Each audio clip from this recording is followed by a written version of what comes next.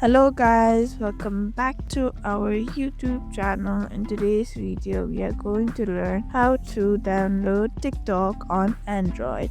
Let's begin with the tutorial. Firstly, open your Google Play Store or App Store.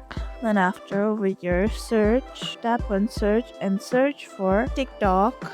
Then tap on install. Here you can see TikTok is being downloaded. TikTok is a social media platform where you can see videos, photos, and reels you can post. You can even shop from TikTok. Here you can even advertise on TikTok. You can go live and gather followers, as well as it's a very good platform for you to have your business started, as there are many people investing their time on TikTok scrolling.